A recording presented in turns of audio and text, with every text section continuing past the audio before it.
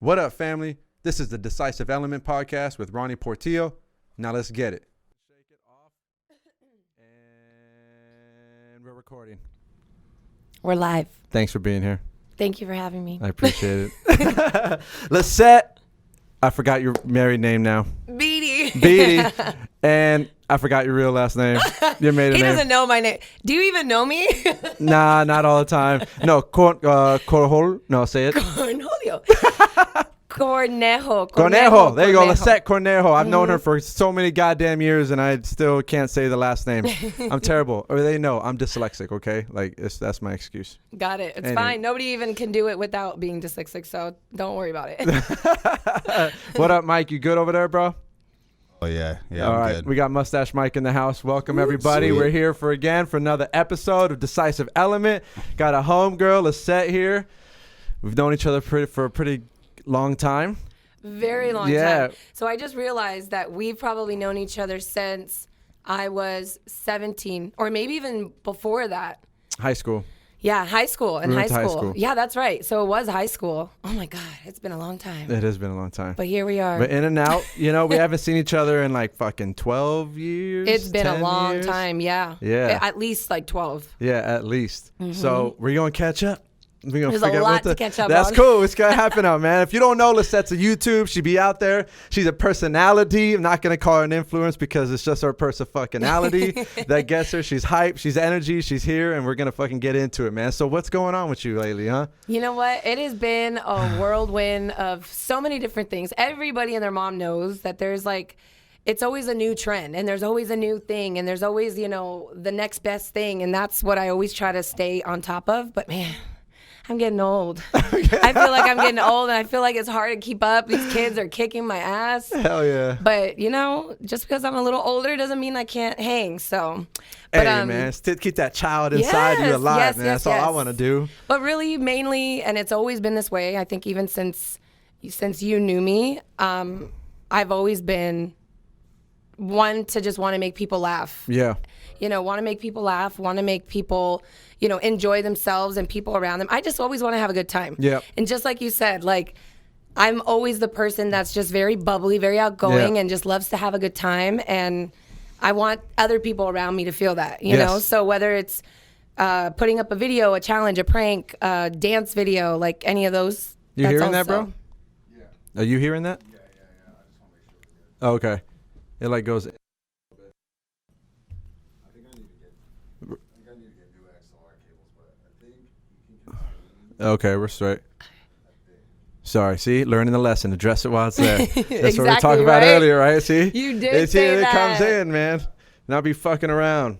But okay, cool. Yeah. So you like to put the challenges. You want to stay out. You want to keep going, and you just want to create fun life. Exactly. And I want other people to just feel something, Yeah. and I want them to, there's so much power in social media.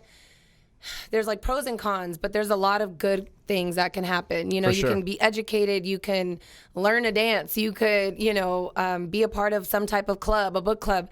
But more than anything, you can just be having the worst day, see one video that just makes you crack up, that you just can't stop laughing, you know?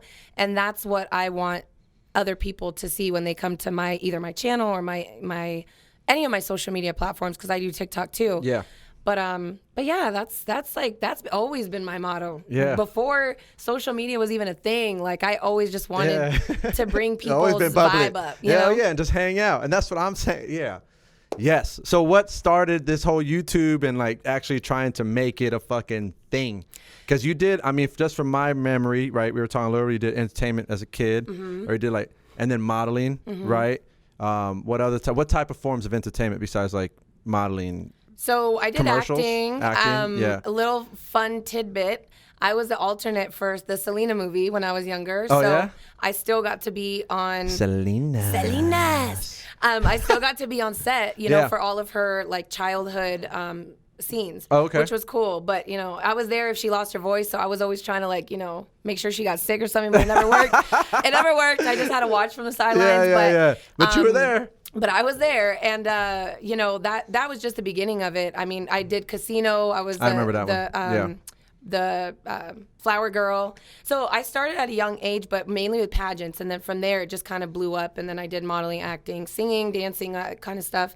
And then when I got older, you know, they always say, kids, if you're watching this, listen to your parents, because I wish I would have listened to my mom. I always chose my friends and partying and going to football games and all that stuff over really taking my talents further. Yeah. And so I had chances to go, like, to really expand my brand at a very young age, and I didn't. So, and then I also had, you know, here's the cons of being in the entertainment at a young age. Everybody just thinks that you're theirs, and it's men of different ages, women of different ages, and it's such an ugly thing. Yeah. And so how I got into this was I knew I wanted to get back in entertainment because it was about 4 to 5 years that I didn't do anything at all. I just lived and partied, did the whole Vegas nightlife thing, you know, like most people Everyone do. who lives here. Yeah, exactly. right, We do that pretty young. At least for young. You learn my young. My first place was Rum Jungle. I was 14 years old, and I used my sister-in-law's fake ID. And so I started at a very young age, but that's most people here in Vegas. Yeah. But the main thing was, once I got into it, it was just, you know, it just wasn't the same. I started singing. I actually did a couple EPs. I did some demos, Natasha Bedingfield, like a few different people. But it just, that entertainment, as far as the like music industry, was just it was just hard for me. I was very young. I was kind of doing it on my own, as opposed to having my mom as my manager when I was younger. And I got thrown on the floor by somebody just because I said I didn't like him. He was a producer, a writer. Oh, no He's way. wrote some really big songs, but we're not going to throw them out there under the bus. But these are songs that are like on the radio that have probably been number one. And it's just ugly, you know? And so Ego trip. I just told myself, I said, you know what is something that I can do to where I don't need anybody's approval? And even if I don't succeed, at least I know I tried. Yep. So I went to film school. I went to film school in Huntington Beach, and I did really well, and I loved it. I learned to edit. I learned to shoot. I learned to write, produce, everything. And then after that, you know, you're kind of like a dime a dozen. People are flying from all over the country to work in LA for free. Yeah. I lived in LA, but I had bills to pay. I had rent. I couldn't just give up my time, you know. And so I was like, you know, YouTube at the time, I was dating my ex, Derek, who he had been on YouTube for a few years before. And him and I knew each other years before we actually dated. So at that point, I was like, you know, I was sending like 200 resumes, you know, in just a matter of a couple weeks, and I wasn't getting nothing. Or if I did, it was like free work or, you know, what do they call it? Internships. Yeah. So I started, at the time, he was like, you know, do singing. But I knew there was not going to be any money in that because they weren't my songs. Then I did beauty, and I was like, oh, this girl's doing a little eyeshadow. Like, I've never worn makeup in my life other than when I was like just a little gloss, maybe some mascara. So I didn't know what the hell I was doing, but I taught myself so that I could do YouTube videos about it. They're horrible. I don't suggest you go back and watch. But at the same time, it brought me to where I'm at now, and this is where I'm at now. So my ex was like, you know what? You have way too much personality to just be sitting behind a camera talking about blending an eyeshadow. Like, people need to hear what you have to say and how you say it. So, sorry, I lost my voice earlier, you guys. But I ended up doing challenges and pranks and really just personality videos, you know, and that was like the main thing for me. So that just blew up in itself, and every year I was like 100,000 more, and then the next year I got another 100,000, and so I blew up pretty quickly. And then at one point, we were like the first couples on YouTube doing pranks. Like, there was really nobody doing pranks on YouTube when we first started doing them. So a lot of those things have been, you know, publicated now on pranks are everywhere. Ridiculousness. All types of challenges, man. Ridiculousness shows our stuff all the time. So if you're watching this, if you ever get to watch this, run me my money, because I know I signed a legal agreement before, but I didn't know you guys were going to be playing it 24/7. But yeah, that's like all MTV is now. It's like oh, yeah. Every time you go to MTV, it's just ridiculous. Yeah. Oh yeah, it just runs all day long now. So I'm like, okay, that's cool. But that's where I'm at now, and it took me a little bit to get there. I worked with Rockaware when I was early, 16, 17 to 18. Same thing. You know, a gentleman ended up trying to take advantage of a younger person. And I just was like, no. So I went and did the right thing, and then I got fired for it, the next day. So it's just, it was a way for me to be in control of what I want to put out there. And YouTube was just a great platform at the time. It's not as much anymore. I feel like things are changing, and now like these things are great. Like podcasts are coming alive, and people love seeing videoed podcasts. I feel like I would rather see that too. But it was just changing, so much. And it's just, I can do one day, I can do a dance video if I want. The next day I can do a vlog. The next day I can do a prank. The next day I can do a challenge. So it just opened up a wide variety of options for me. So yeah. And then now we're here 7 years later. Damn, we've been doing it for 7 years, huh? Long. So I'm an OG, you guys. It's been a long time. Hell yeah. Well, that's fucking dope, man. Because I'm we're 3 months in, bro. But we're going, Everybody it's been starts somewhere. it's been going something. It's just been flowing, but I appreciate you've been here and all that shit. So what have been the biggest lessons that you learned throughout the whole time? First and foremost, there's going to be bullies no matter what, no matter if you're on Instagram, if you're on TikTok, if you're on YouTube, if you're just and this is the thing I was telling a friend the other day. I'm like, I don't know, when did people become so ugly inside? Like, I feel people are so mean, and I just will never understand it. But cyberbullying is a real thing. A lot of times, I just hope I could say this and somebody will hear this and it really stick with you. People are going to have something to say no matter what it is, first of all. Second of all, a lot of times it's projection of how they feel about themselves or how they feel in their certain situation. Third, don't clap back. Don't be too quick to clap back, because a lot of times those people that are, bullying you are dealing with something much bigger than we will ever understand. But mainly, it's just, you have to just continue to be yourself. The second you let someone bring you down, even just one notch, it's like you were already lost, So let those people become your motivation, and you'll always succeed. You just can't look back. I'm over here boiling and shit. I'm like, hell yeah, dog.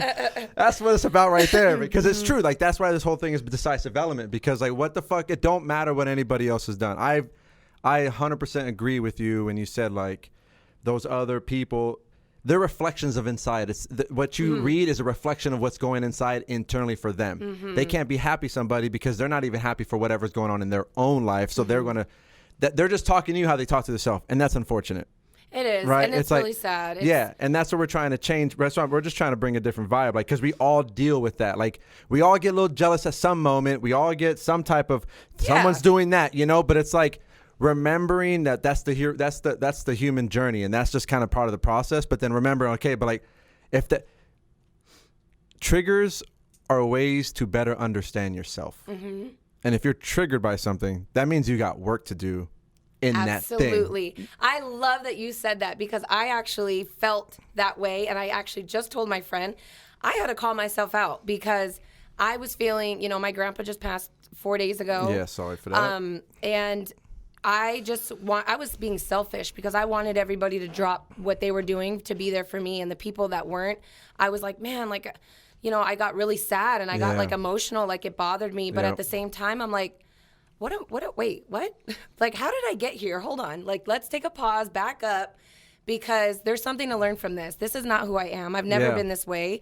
So let me say it out loud, whatever it is that I'm doing wrong, and learn from it moving forward, because that's not who I am. And just like you said, like, certain things will trigger you, but you can also either continue to live that way, or you could pause and say, hey, this is a learning curve for me. Like, I know I can actually learn from this and know that this isn't right for me moving forward. For sure. So, but yeah, it's just social media in itself is really tough. I mean, it is. And I encourage everybody to do it if you want to, but don't let that be a reason. Don't let bullying be a reason why you don't, because there's so many good things that come out of it, and that's just one. That's just one minor thing that you have to deal with. Yeah, there's pros and cons to everything in life, right? So it's just kind of like one of those things. You got to put yourself out there if you really want to do something on your own. So you're gonna get backlash regardless. That's something. I mean, shit. What is this, bro? Episode 9. I think this is episode 9. Yeah, I think or episode 9 or 8. I think it's 9. Because Saucy, and then we got Thursday, and so this is 9. Right, 9. And nice. I swear, like, every episode I learn something new, and it's like, and I don't That's watch. when you know you're doing something right, Yeah. though. Isn't that crazy? Yeah, but it's like I get so self-conscious about that shit. I'm like, fuck, man. Like, I just messed up your name. Fuck, I need to fucking. Why didn't I have a piece of paper and just wrote the shit down like it sounds or something? You know, like I gotta figure this Sounds bitch. like. Yeah, sounds like this. Dictionary thing, right? But like you're learning lessons as you go, and those are things that I don't have to be hard on myself as a saucy part. Like we have that inner hater that's always on in our head, and we gotta like, hey, bro, like relax on me, you know, or hey, girl, like, hey, chill, you know, like it's okay. I'm learning. The road to self-mastery, you know, is with a lot of fucking bumps and a lot of failures, you know. And like I said, I'll say it again. I'm probably gonna say it forever until failure. I'm gonna fail my way to success. You know what I'm saying? Because you just keep bringing those lessons, but we don't have to put ourselves down so much and ignore the other people, because most times it's just they're not choosing to live whatever that is. You know, yours is the personality, your YouTube videos create. I'm trying to make this podcast, this video. I'm doing a lifestyle brand, clothing brand too. Nice. And it's just a lot of those different things. I'm trying to create it, but it's part of me. So I feel those triggers of like, oh, am I putting myself too far out there? You know, like it's I know what you mean. You know, yes. it's just like fuck. And vulnerable. What was the term? To be vulnerable. Yeah, but vulnerable. I forgot. It'll come to me later. But it's like when you put yourself too far, you feel like you put yourself out there too much, and it's kind of like, oh, vulnerability hangover. Yeah. Oh, yes. You know. I've never heard that term, but I feel like I know exactly what you're talking about. Yeah. Okay, so what does this mean to you? Because I want to know if in my head, if I'm like thinking it's the same thing in my head. What is it? What does that mean for you? So it's just like, it's those moments where you're so excited with somebody or something, and you have a moment and you're just like putting all your shit out there, right? I feel like, you know, you're typically, I would say in some situations, you're having a really good conversation, or the conversation is not, you're like leading the conversation by putting yourself out there, and like 30 minutes later or an hour, or when you're laying in bed, you're like, fuck, did I say some shit? Like, damn, I said that, bro. Why did I say that, man? I need to relax. Like, bro, don't get too hyped, man. Oh, like, that is real. You know? That is so real. Because I'm just too much, man. I'm a lot, but you know? I'm that way and too. I feel like people, I guess an insecurity about mine sometimes, the thing that I work on, I feel like I am a lot. And because, you know, people, you're in the military and this, like, I feel like some people get intimidated when I'm too loud, or I'm like, I cuss too much. I'm always too much of something. And I'm like, but it's you. I know. That's what I keep doing. You can't ever change that. So somebody told me one time that I had too much personality for one person. And I was like, I'm like, oh my God, like, you know, it was, I couldn't tell if it was a compliment. I couldn't tell if it was like something that they liked about me. But then I started thinking about it, and I'm like, you know what? You're right. Like, I do have way too much personality for one person, because and my mom even told me today, she's like, you know what's so crazy about you is you're like a chameleon. You can be doing so many different things, and you switch up all the time that like nobody just knows you for one thing, because there's so much you want to do, and you're so much of a person. And I'm like, yeah, but I don't feel like it's a bad thing. Like, I just, I feel like I do need to sometimes just set one thing for myself, but I know I could do more. And why limit myself? I know I'm capable of everything I want to do. Dude, I'm the same way. Like, I do so many different things. I've run, you know, like from running marathons to jiu-jitsu, trading. I'm on the stock market now. I'm doing this shit. I'm doing men's work. I've done teaching. Like, I've done so many different things. But I was listening to a podcast, Jocko Williams and Jordan Peterson, and he just talked about, like, I got in a moment where he was like, you know, I did the opposite of what everyone else does on a podcast, bring different types of people and does this. He just like reads his book and reviews. And shout out to him, because I love that dude. He's fucking awesome. And that's who he is, though, at the moment. And it made me reflect. And it's actually like, I'm glad you said that, because it's like a remember. Like, I'm not being anybody else. Like, everybody who comes on this podcast is something that I'm literally, I know, legitimately interested in. And I want to learn something. And it could be anybody. I've had, you know, just from now, I've had from real estate, from a runner to, you know, a game streamer, a rapper, like someone who's going on the strip asking freaking men and women questions, like, and then a YouTube personality. It's like literally everything. But I have something connected to all these people, and that's just me. But you know I like variety, though. And so do people. I think it's nice. You know, and just like you said, there's certain podcasts that just kind of hone in on one thing, and that's kind of their specialty, and that's what they do. And the people that subscribe and follow that person, that's what they're looking for. But there's also those people that are going to love to come to one place and be able to hear about so many different things. And that's what you guys have, which is really cool. I think that for me, I think that's something that I would enjoy. Yeah. Because I can skip around and be like, oh, you know what? Because my husband just, you know, he's about to get his real estate license. He just finished school. Yeah. So he's always like looking for the next thing, and he's also into sports. So I can send him here to watch our podcast, but then he can also watch different things too. Yes, exactly. So it's great. I think it's great what you're doing, and keep doing it. Well, it's just me. That's the thing. Yeah, and it's I just love like giving that validation, or not even validation, like that permission for myself to be me. Yes. And most people, like, it's just, I don't want to say most people. I feel like in my moments, I don't always do that because I feel like I've been told by other people that I'm too much. But then it's funny that when I'm around people who are doing creative things like this, we all have that internal thing. Mm-hmm. It's like, yeah, hey, but fuck that shit. Like, do whatever you want to do, bro. Go after it and live it. And that's the kind of like, that's why community is so important. We talked about that with Saucy down. Like, you need the support system. You need those reflections, and you need to pick the right tribe because they're going to reflect that back to you. Like, because they're doing their own thing too. Mm-hmm. And it's just a big creative mess. But I love that. I think it's also the fact that you said, like, you know, you kind of have the same, all like the creatives kind of have the same mindset of wanting to do so much or wanting to just be yourself and be that extra person that people may think you are. Everybody's just on a different wavelength than you. You know what I mean? A wave frequency. Yeah, everybody's on a different frequency. But there's going to be those people, just like you said. Maybe it's the people that you have that connection with, that you bring them onto the show. You guys have that. And then you feel right at home. You know what I mean? Exactly. Like, now you're not too much because we're too much together. Hell yeah. You know what I mean? You know, I asked my lady this question yesterday. I was like, and it just to segue a little bit, you know, are introverts and extroverts, I mean, I kind of know the answer, but are they, do you think, how much of that do you think is a learned behavior?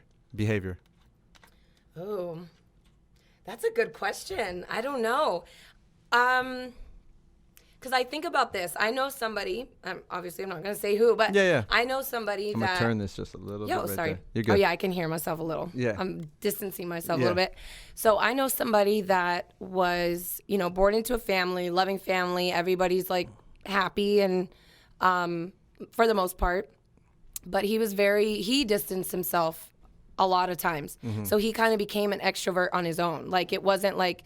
He grew up this way. Nobody raised him to be that fun person. Like, we always tried to get him involved, but it was just always him that just didn't want to, you know? So I see that. And then I also see the other side of it where it's like, oh, well, my family's not including me. You know, now I kind of have to be my own person and go do my own thing and be on my own. So I don't know. It really just, I don't know. That's a good question. It is. That's what it just popped into my head yesterday. I was me and the lady were talking, and I was like, I think it is kind of both because a baby does come out. Like, my sons are fucking different. Yeah. You know, like, they're not the same. They're different. They're the same but different, you know. Well, I can tell one's more a little introvert, one's more extrovert, one's more a little athletic, one's not as athletic. But then it's like they're different parts of the spectrum. And I always say I got to do the opposite for each of them to balance them out, right? Okay. Because I feel like it's important. I feel like balance is the way to go. So you need to be introvert at moments to know, to have those, I'm triggered.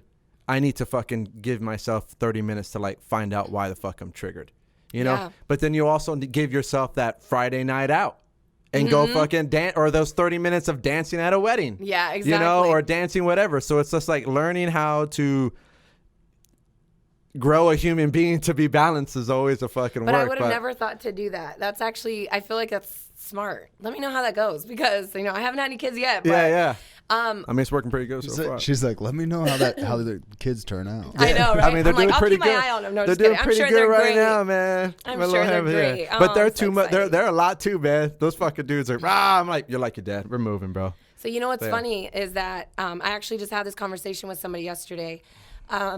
I became a stepmom to 5 kids, like, overnight. Oh, so shit. My husband... Oh, yeah, I forgot some of the videos you had on there. Yeah. So my husband has 5 kids, and, you know, it's so funny because most women would say, girl, run. Like, most women. I mean, all my friends. Hold on. Everybody. Let me take that back. Everybody was like, what are you thinking? Run. At some moment, yeah. You're going to, you know, waste your youthful years. And I heard all kinds of things. Hell yeah. But the crazy thing is that I raised teenage girls instead of, most people that come into a relationship, not everybody. I mean, it changes. I mean, it just depends on who the person is. But for the most part, it's always a younger kid. It's always like, oh, hey, like I have a 3-year-old son. When I'm dating somebody, like I let them know, hey, my daughter's 3 years old or my son's 3 years old or whatever it is.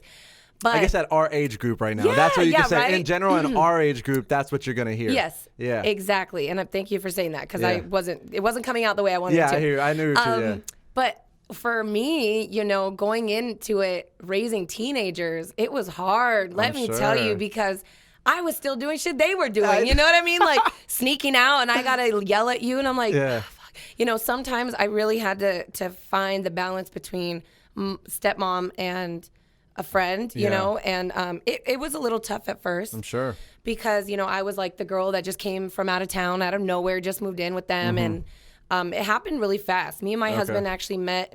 I moved in with him across the country in PA in 4 months. And then we got married 6 months later. Damn, and we've been, our anniversary is actually in 2 days. Oh, nice. So Congrats. For our 2-year anniversary. Thank you. Happy anniversary.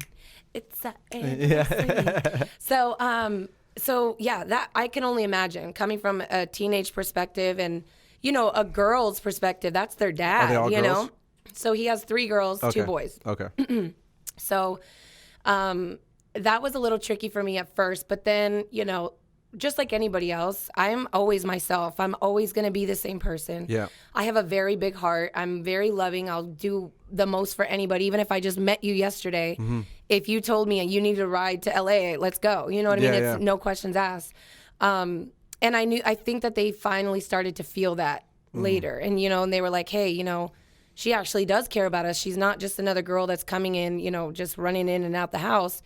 And so, but it was hard because it's crazy that I could say I've raised teenagers, but I don't know how to raise a child, like a baby, And so I'm like, once they get to that teenage years, I'm good. Like I got it down. I'm good. But I'm nervous about the baby part. So I'm like, thank God my husband had 5. Yeah. So he can, help me with all that. But the reason why I brought this up is because his kids are all different too. And also it has to do with where they're raised, I feel like too, because back in PA, the town that they lived in, everybody was kind of the same, and the kids like all kind of talked the same and did the same kind of stuff and acted the same kind of way, just like anywhere else. But it was a little bit different there. So the boys, it was hard for me to connect. Well, right away, I love them. Like I love my son, I call them my sons. They're my stepkids, but I still, even my daughters, I call them my daughters. But it was hard for me to connect with them because they had never felt the love before. Like they felt a different kind of love. And it was crazy because the first time we brought them to California or to Vegas, these boys were very quiet back home. They're like the extroverts that are just like, I just want to play my video games. I'm fine. I don't really talk unless I'm coming down to get something to eat, kind of that sort of thing. But then you put them over here in a house full of love and a house full of just my parents, that's the way I was raised, and that's why I am who I am. Yeah. And it was the craziest thing because the one who was the extrovert, we came back from Circus, and he ran into my parents' room, jumped in the bed with them, showed them his stuffed animals. He was like, look, oh my God, like I'm so excited. Look what I won. And I'm just like, you meant introvert, right? I mean, introvert. Yes. I'm sorry. You good? An introvert. Yeah. And I'm like, oh my God. I'm like, this is not the same person. Like he became the complete opposite. And it was based on who he was around. And that was crazy because it really can change. And then that's another thing I was going to say. I feel like I'm changing a lot as I'm getting older. Like I was, I've always been the outgoing person, the one that's always ready to go do something. If somebody hit me up now, I'm like, I kind of just want to stay in my bed. I kind of don't want to talk to anybody. Do I have to respond back to that text message? Like that can wait, I'm completely... Not completely changed, but slowly but surely there's moments where I've noticed, okay, like I'm noticing now I'm not the same anymore either. And that for sure. just goes with growth, Yeah, well, I think for kids, so like I started having kids young. So I had the first kid at 21, and I went to Afghanistan 10 days after he was born. So it was like, I didn't really grow up. My first son, shout out to your wife, man. Oh, bro. Wow, what a strong woman. Went down, man. And actually, like my whole family, because my brother passed away in 2008, March, and this crazy little sign or whatever you want to call it. But my brother died on March 19th, 2008, the Wednesday before Easter. Okay. Right? Wow. But my son was born the next year on the Wednesday before Easter in April. Oh my gosh. Right? And then I leave 10 days later. So like I really didn't have the first year baby with him. I only saw him for like about 3 to 4 weeks in that time.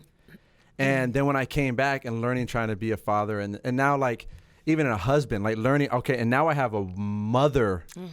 She's no longer just my wife and a girlfriend that I've been with and, you know, doing that stuff and going out, hanging out. But now I went to become a soldier and went to war and did all this stuff. And she became a mother with a child at home. And it was a lot of integration that happened. And then my second son was born. I was like, it all just clicked for me then because, it kind of like all just came out. And then I can see, you know, I got family and the environment is so important. And that's why, you know, that's why when this podcast in the description, it talks about practice embodiment with yourself and the community because they're related. You can't move one without the other. You try to be different. If you don't find a different crowd, you're going to go back. And, you know, as my psychology studies that you're going to go back to the easier path in your mind, unless it's going to keep going back and forth until you just boom, until you break out. Right. So the environment is so important. And that's what goes back to the extrovert thing, because it's kind of like if all households were filled with love and allowed expression in all types of feelings, no matter what, and that was allowed. You know, kids have tantrums because they don't know how to control their emotions yet. They don't know what that means. They're crying. These are very early emotions. And, you know, go watch Inside Out, the fucking cartoon show. Like, there's 5 emotions there. Like, they're learning these emotions. So if we have a family that allows their children to express in a nice container, in a safe space, and walk them through there, would the world be more balanced between a person be extrovert and introvert? Right? Because that's what I'm learning myself. I've always been an extrovert, but then if I'm honest, I feel like it got me in a little bit too much trouble. It got me a little bit out there. Like it went too far sometimes. And, you know. See, that's where the vulnerable hangover came for me. Yeah. Because then I'll start talking, and I'm just throwing things out. And then by the time I go home, I'm like, shit, I shouldn't have said that. Like, damn, you know, that's my mouth just got me in trouble. No, hell yeah, exactly, right? And that's what I always did. But then, hey, man, my first T-shirt is going to be called Heart on My Sleeve. Oh, I love that. Right, and it comes with the whole little description and shit. But pretty much, like, that's the way I live my life. Because if I wear my heart on my sleeve, what I'm doing is inviting you to show me your heart in time. So it's kind of like I want to connect. Yeah. Right. So it's literally about I'm wearing my heart on my sleeve and hoping that we connect and that we stay on each other's journey. That's right. Amazing. Because that's the whole thing about people. We want to be connected. Like we don't want to be. You can be introvert for a little bit and go in your room and be chill and that. But honestly, most people who do that are not always the happiest. Like you want to go out. There's at least not always, but you're going to have times where you're going to go out. Even if it's just your family, you know? So it's like if our family structures were more allowed to everyone to cry and go through the panic, but also be joyful and not try to lower somebody when they're joyful. It happens on both sides, right? Would we produce children who are more mentally, emotionally feeling secure and safe so that when they do blossom and they start growing, will they go and chase their dreams, have the courage to chase their dreams? That's a definite yes. I think if we were acting in that way and parents were giving that, making it, normalizing that and their feelings and emotions and letting them cry and letting them and not expressing, but explaining to them why they're feeling that way. Yeah. Because just like you said, they're just learning. This is so new to them. They don't understand. They don't know why they might be upset. It might be something that triggered it, but still, they probably mentally don't understand why they're crying. Like, why am I so why am I so upset that I have tears in my eyes right now? You know, they won't connect the two. Yeah. But it's very rare that people will say, hey, this is why you're feeling this way, or, you know, whatever it is.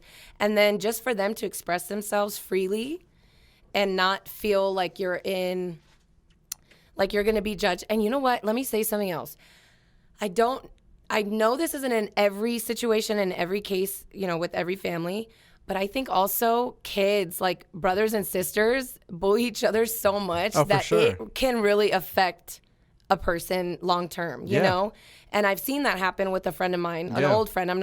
We don't talk anymore, but man, the things that I've heard, and it really made her who she was, which was she struggled a lot, you know, because her sister used to always tear her down and always bully her and always told her she wasn't enough. And she held that and kept that with her whole entire life. And she's our age, you know? So it's just so crazy. I'm like, man, it's just, it just is so many different aspects in your life that really truly make a person. But if you have the support system from your family, from your community, that's huge. And I think right now it's like, even though with this pandemic, I wish it would have brought people a lot closer, because I feel like it was at one point, and then now it's like we're like slowly getting divided. I love the idea that you have, like, with the heart on your sleeve, and it's opening, you know, it's an open invitation for somebody else, you know? Yeah. And like you said, so you guys stay on the same path that you guys, you know, made either your connection on, or, hey man, like, I'm really into this, and so am I. Oh my gosh, like. Or if it's anything, it's like it might not even be the same topic, but it's like, hey, I'm into this. What are you into? Yeah. Oh yeah. Let me support you and what you want to do. And that's the thing. It's like we're not here to tell each other what the fuck to do. Like, I can't heal you, girl. Like, I can't do anything for you. I literally can just be a reflection, and what that means is I can literally just be me. Yeah. And as being me, or like you invite other people to be that also. Yes. In their own way, right? In whatever style that is, because not everyone wants to have a podcast. Not everyone wants to have a YouTube channel. Some people want to fucking paint all goddamn day. Some people want to dance all day. You know, like, whatever they want to do, whatever your expression is on how you want to express, like, that's the thing that needs to come out. And I think having people around you that are doing that, and if we can create, like, I heard what you said about your the clothing brand you want, 360, right? Yeah, 360 by Lycette. Yes. 360 by Lycette, right? Coming soon, right? Yes. Okay. I'm like I haven't really even talked about it that much, but obviously this would be a great way to explain the story. I guess introduce 360 by Lycette, because it's huge. Yeah, it's something that's coming. Yeah. It's big. But and what I liked about it, and it's how much you want to give at those moments, but what I liked about it was what you were saying was about empowering, and it's about the people, and it's about, like, so I feel that what you're going to do is kind of the same way I'm trying to do it also, right? It's like, it's literally an expression of how people can empower themselves, and I feel like in turn we empower the collective. Yes. You know, and then, you know, like, our why statement for the business is our goal is our why is to empower individuals so it empowers the collective. So in turn, we create a new way of living. I love because that. if we change the individual, we change the collective, we create a new way of being on this planet. So it's like, and the business, I feel like, and my personal belief is, all businesses should be doing is assisting humans on their journey. Yeah. Like, that's it. Because we're all walking each other home. Absolutely. you know what? And everybody's on a different path. Exactly. You know, everybody's on a different journey. Yeah.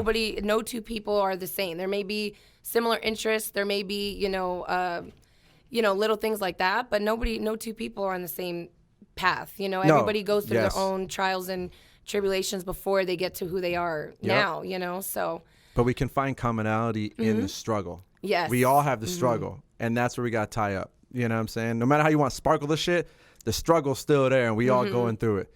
So you want to give a little description of a 360, or you want to do it later? Yeah, you know what? Okay. I will. So this is a very exciting thing. So being a YouTuber, I even hate to say that. Like, I even struggled for that to come out of my mouth just now. I hate that word or term or whatever.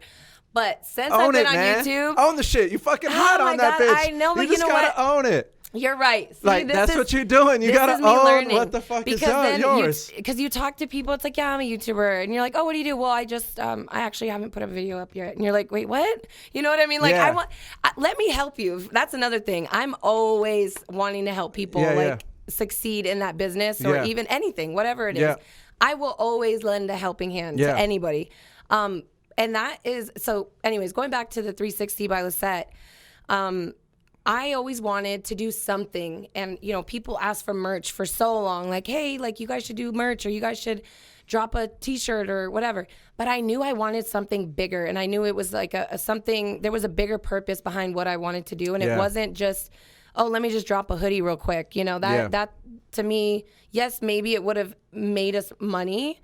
as an influencer, as a YouTuber, but that's not what I wanted. I wanted to make a change. And so it took me a long time. I knew 2 years ago, 3 years ago, I wanted to do something, but I just didn't know what. And maybe I wasn't in the right place yet. Yeah. So I got really connected to God. I got just so much. Last year, I grew like my beliefs, everything. I was just talking to my brother about this today.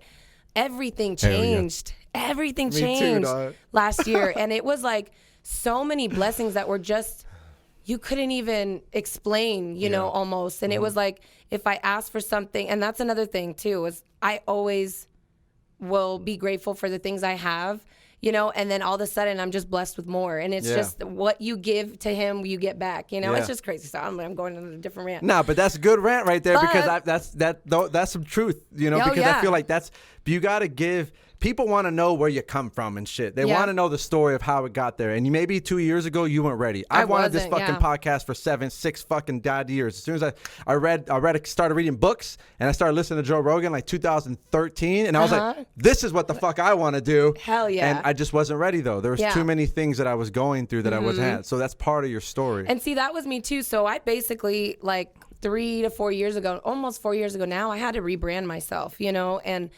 I had to start over, and I really wanted to make sure that I was taking each step forward with something in mind. I didn't want to just keep walking forward with no direction or no path, no end point. So last year, I finally came up with the idea. I was like, you know what? I really want to do something that helps to empower women and men, but just a place that people can be reborn again, because I felt like, you know, I grew up in church, but I lost that. And then I didn't go to church. And I'm not saying that this is what you have to do to be successful or to, you know, have anything like this, but this is my story, just like you said. As I said, stop. This is my story. Yeah.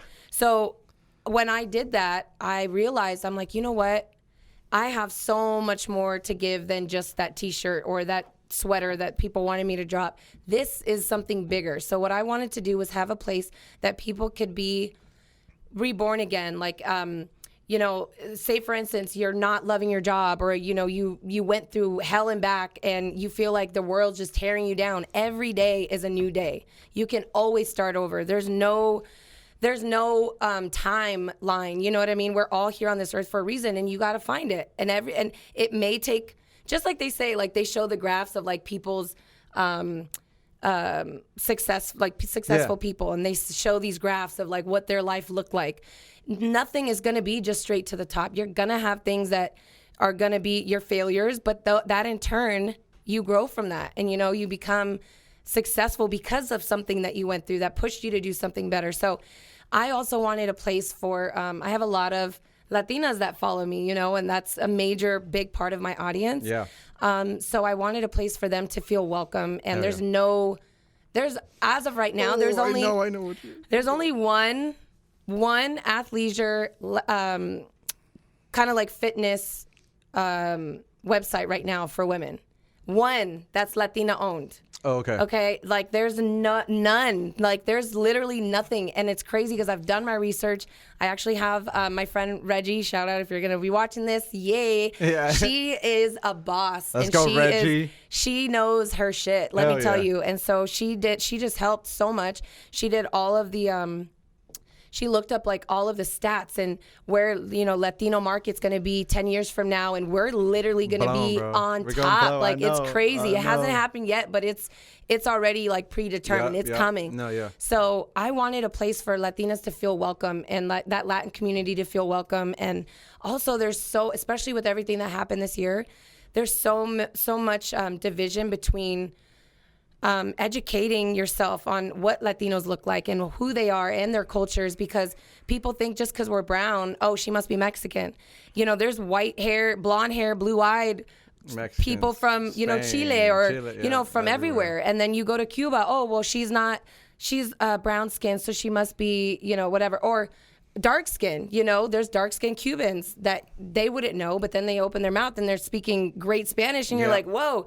So I also wanted that to be a place that they could educate themselves of, you know, what that all looks like. And then my biggest thing was I wanted, so I kind of opted out for an extra small to add a 3X because there's not a lot of places that have a wide variety of clothes for curvy women. Yeah. And that was huge for me because I would never want somebody to feel out of place. Yep. And so our smalls are basically going to be like an extra small, Yeah. and then we're throwing in the 3X. So that way we have more for Everything, people, for for everybody. everyone, Yeah, and yeah. for every type So of body fun. and everything, you know? Yeah, so yeah. there's a lot of like storylines behind No, how of I course. came up with Yeah. this, but it's just going to be a place for all of us people to come together, community, and just be okay with who we are now and know that tomorrow we can change in our heartbeat. And if we want to take a different path, that's okay. It's not that we're just stuck in this one little circle and that we're never going to grow. Like, you can always grow. You know what I mean? Well, you can yeah, yeah. always change, Always and change. tomorrow is always another day. So Yep. that was like a huge thing that I just wanted to share with other people. So yeah, just inspire, I think it's inspire dope. people, And- motivate Yeah. people. And that's why I think, I used to go to church and be Christian, and I kind of fell away from that, and I kind of found God in my own little path. And I think, I look at Jesus as like as a teacher, right? And the way I like even Easter, when I'm reminded on Easter in these moments, and Jordan Peterson kind of helped influence a lot of this with his teachings about the Bible and stuff. And it's kind of a reflection of you die and be born, you die and can be reborn every day, and even every minute. And the thing is, it's even true in psychology. Like, your brain literally changes, the structure of your brain changes when you learn something new. You build new neurons. You change your body. The old body is dead. What's the statistic? Every 7 to 8 years, your whole body is fucking renew. And that's why like the food is so important, because like what you feed your body is literally what it's going to become in the next 7 to 8 years. So these things are like internally manifesting. And I find similar things. It's like last year for me, I really enjoyed the pandemic only because it fucking hit me to the core of me. Like personal situations, relational situations, it literally just like no more fucking lies, no more fucking bullshit. Like, bring the truth fucking out. And it was a reckoning, god damn it. Like, Yeah. I fucking But shook, it probably dude. was like something you needed. No, or but it you went was, to- right? you needed to go Exactly. through. And that's what I needed. And then these little moments, even continuing into this year is exactly what I needed. And in a few months, it's like less than a year, it's like my life has started taking a whole exponential different change. And as I continue to follow what I really want inside and allow that to be, it's like my body's talking to me, dude. Like, I can feel it more. And even now, like, it's something stupid and something little, but I didn't realize before, like, I would drink a whole cup of coffee and not feel shit, right? I would just be like, I'm up and I'm chilling, right? I drink I drink a quarter cup now, and my eyeballs are fucking like, I can feel the, like, they're not that they're shaking, but I can feel the pressure of the caffeine. Like, I can feel it in the back of my eyeballs, or I can feel like, oh shit, like something's different going on because I took a break from it for so long, and drinking too. I would like drinking beer. I feel like I get a little tingly and I'm like, what the fuck? I don't like this shit. Not drinking that. Let me get this whiskey on. I don't know if I like that. It gets me a little bit too fucking relaxed. Okay, maybe this red wine, or trying to figure out what actually settles with my body, because I want to be able to sleep at night and be able to perform and do great shit what I want to do tomorrow. Like, how many times I used to get up and drink and then wake up in the morning and go to work? It's like, why am I fucking love Jordan Peterson, man. One day I'm gonna interview that motherfucker. Really? I want to write this down. One day I'm before I gonna forget. interview that motherfucker, because he talked about like what really got me. Jordan Peterson? Yeah, from his book and from just his overall message, right? Yeah, his book's really good. It's a really hard read. 12 Rules for Life. I got Jordan the second Peterson. one. I need to read a shit. I the read second that one. shit in a week, bro. I was on that fool's nuts for a while, man. It's like we need to get rid of the unnecessary suffering. You're going to suffer. Life fucking sucks. And I don't mean suck in a bad way, but it like hey, sorry, your grandfather died. My brother died. I had my damn dog died. Like, people all around me have died. I've watched people die, or one of a podcast, like I went outside, something happened to my car. I was driving, and then I was like, well, I gotta go. I went outside after the podcast, flat tire, the freaking axle was like there. I was like, what the fuck? But in those moments, we have choices. And those are the choices like to change, but then to like take them as lessons and learning curves, And why do I need to produce more suffering on myself than what is already going to happen to me? So if I know I'm going to wake up and go work out in the morning, or if I know I got to go work, why do I get drunk knowing what I know about alcohol? Who doesn't know alcohol? You're gonna be hungover. You drink too much. That was me all day today. That's like that. But no, but like alcohol tricks you. You know It what does. though? But I'm learning more and more. I can't hang. I cannot drink. I cannot do anything and feel good anymore. No, Even if I don't drink and I just go out and I'm out past midnight, I feel like I'm hungover the whole But next that's day. what I'm saying, right? And it changes. When we were 18, like that shit didn't really matter, and we woke up and felt fine. But like these little things as we get older, it's like, man, how many? And that's just one example. But in other things, like why do we stay mad for so long at something, or why do we do? Yes. Why am I? You know, how many times you get in an argument with somebody in your head and you haven't even argued with those people? I know. You're ready to fight when you see them. Or it's something that I've completely made up in my head that someone's mad at me, and then it gives me anxiety, and I'm like, yeah. what? Wait. So I heard you ask yourself like a couple questions, like, who did you hear this from, or whatever it was that you're upset about? Who did you hear it from? Did you hear it from the actual person? And is it something about like, is it something that you can control? Yes. And like you ask yourself those questions when you're upset about something or mad or whatever. And I'm like, every single time, I'm like, no. Lycette, no. Lycette, no, I can't be mad at this. What am I doing? You know what I mean? But it helps. It does, because it's like I'm fucking up my own goddamn day. Yes, exactly. You know, and we talked about this. I just lost an hour of being upset for no reason. It's me versus me, man, and all the mythology. Like I'm into all that shit, right? I love it though. My brother is too, and he sends me videos all the time. I love it. Tell your brother look up Joseph Campbell if he doesn't know who Joseph Campbell is, right? Look it up. But that fucking dude, like mythology is all about in different type of cultures, and they all say the same shit, and they all do it just in different ways. In different types of beings. So if we can correlate that and together, that's the human experience, then I can understand. There's so much knowledge, like you said. YouTube is out here, like, and there's so many free podcasts. This is free, bro. Like no one is going to. But the thing, you don't have to pay for a lot of shit. And you know, I saw this meme, and I was like, all the gurus want to charge $1,400 for to fucking help them. I'm like, nah, bro. Like, I just feel like if you're really trying to heal, all the information's out there. Oh, you yeah. know? Hey, the world we live in. Read The Alchemist. Oh, yeah. I've heard that's great. I actually haven't read it yet, but I've heard a million things about it. The Alchemist is amazing. Yeah? Okay. Amazing, I'm like, okay. dog. I just listened to it again. Right, I listened to it again this last week. It just inspired me. I was like, hell yeah, bro. I need that. I need that. And there, you know what? Just hearing you talk to me right now, and I'm just listening to you, and I'm like, there's reasons why the universe doesn't. Nothing happens by accident. Nah, hell no. Like everything you're telling me, and even just like giving me all these people to like listen to and to go, you know, pick up The Alchemist or whatever it is. These are things that I needed right now in my life. And I didn't even tell you this, but it's crazy because just hearing you talk about it, I'm like, there's a reason why we're both here right now. You know, I needed this. So thank you. And that's what they call that omens in The Alchemist, right? Signs and synchronicities. There's like, it's like, you know, I'll get on my little, we're all connected, man. Yeah. And I don't give a fuck what anybody says. And I feel like at the core of it, everybody. You heard it here first. Everybody knows it.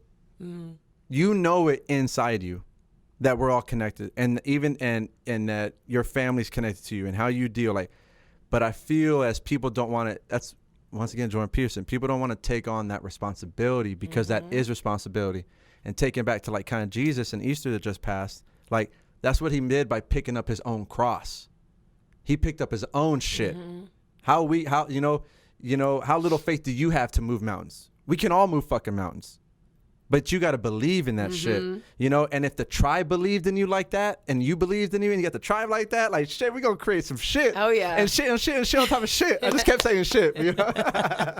But, yeah, and I think it's just important that we all give those reflections to each other, because as long as you're doing it, other people are going to see that and feel that, and it's good. That's why you've done you're being so successful. I feel like, from my own, it's like, you bring that energy. You bring what you want to be. You bring what you want the world to be. That's literally what you said earlier. Like you bring what you wish other people were.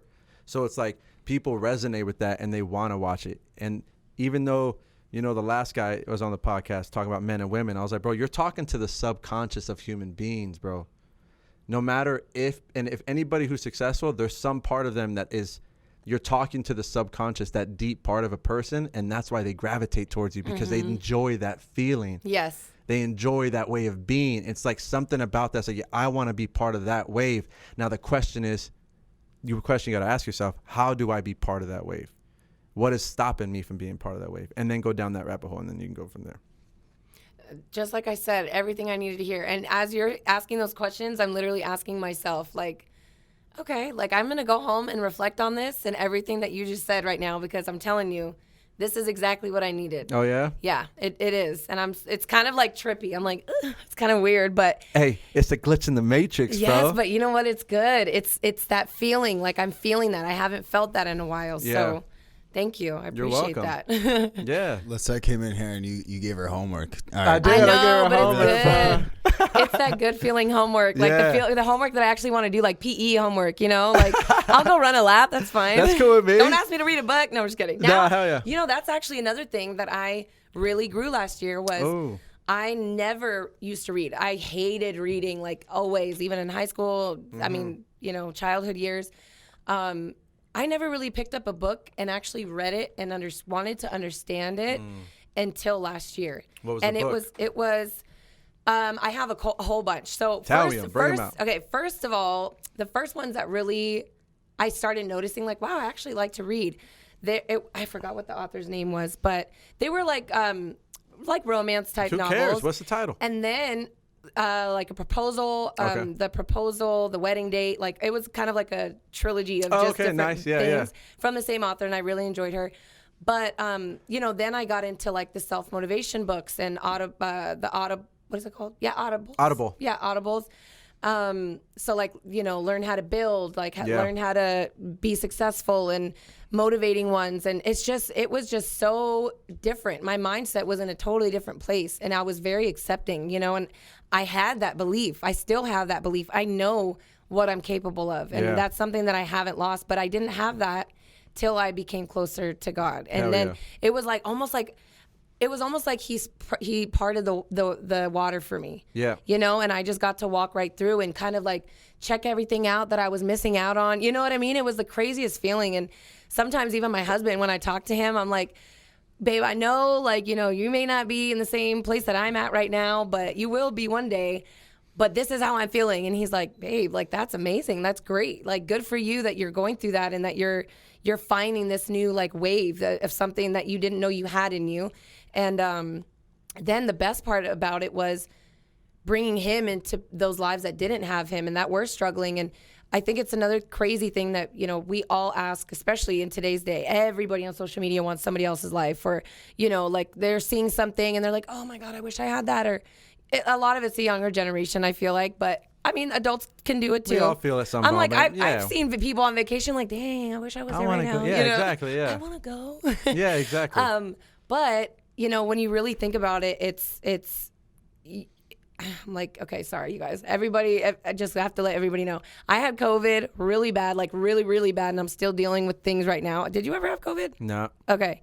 So that's one of the things is like my brain, for some reason, I just start not remembering what I'm saying. So I apologize, but I'm going to bring it back. Don't worry, your mind is just on, you know, it's like, It happens all it's the all time. It's gotten multidimensional though. I think Kanye West, my lady told me about Kanye West saying his brain is going 3 different dimensions at one time. And I feel like that because I'd be talking and another memory comes in and I'm like, I got to tie this in here and I got to tie this in, and I fuck up everything. And let me tell you, I had to do Zooms with like people with 200, you know, in the room. And I'm like, I totally forgot what I was talking about. That's I'm sorry, guys.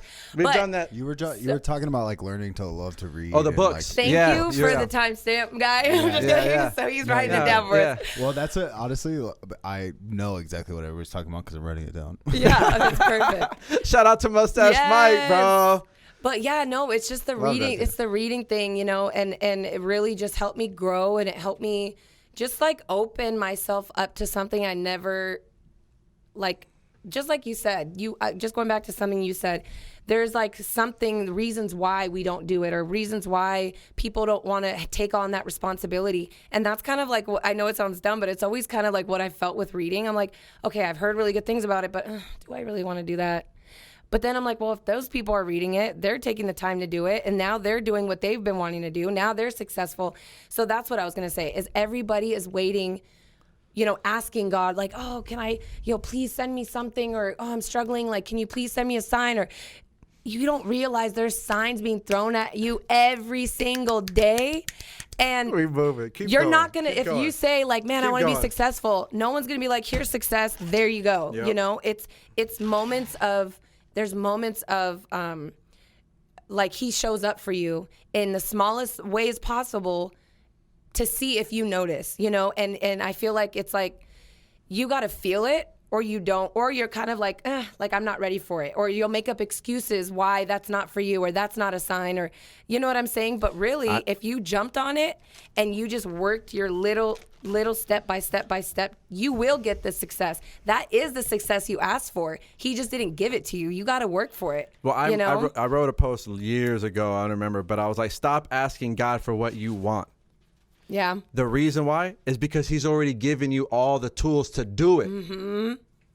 I love that. That's whatever. So it's a true. connection between God, Father God, and Mama Earth. Mm-hmm. Their body and the manifestation of God like are in you, and you are both. It's like, so everything you want is already in you. You're asking for something you already have. Mm-hmm. The thing is, get out of your own fucking way. Yeah, exactly. Like, and then stop being so egotistic. Yeah, stop being so egotistic, because a lot of it's just like, the thing is, it's like, you don't want to watch yourself fail.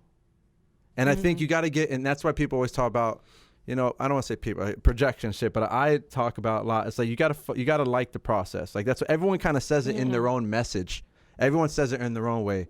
You know, one of my mantras I say every day is trust Father God, trust Mama Earth, and I trust the process. Well, I trust Father God, I trust Mama Earth, I trust the process, because it is a process. You wanting to become from one thing to another thing is a process.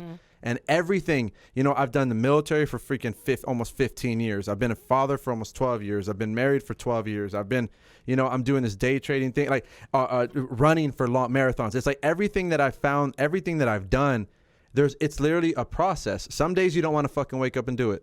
Some days you're freaking on fire about it. Some days you learn something. It's like, damn, I was doing this for so long. Now I learned this tool. I did it in 10 minutes instead of 30 minutes. Yeah. But you would not be ready to learn that unless you did the other thing. So, exactly. You know, what I resonate with you on the book thing too, that's what kind of, the books that inspired me to start reading, and it was like in 2013, was The Hunger Games.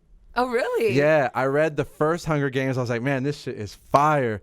And then my wife read the second, and she literally read the second and third one like within a week.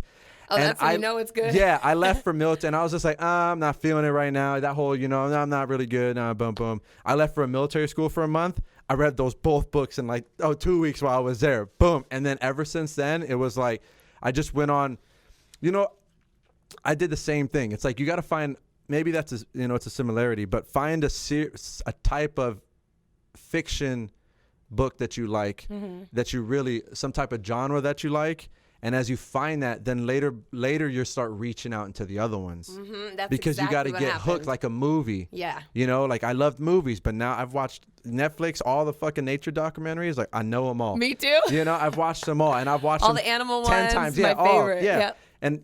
And that brings another point you were talking about. I feel like why I'm obsessed with like feeling your bodies, because I feel like if God is created me and Earth has created me, and all the signs like you were talking about are there, maybe I'm not aware of them because my body's not healthy.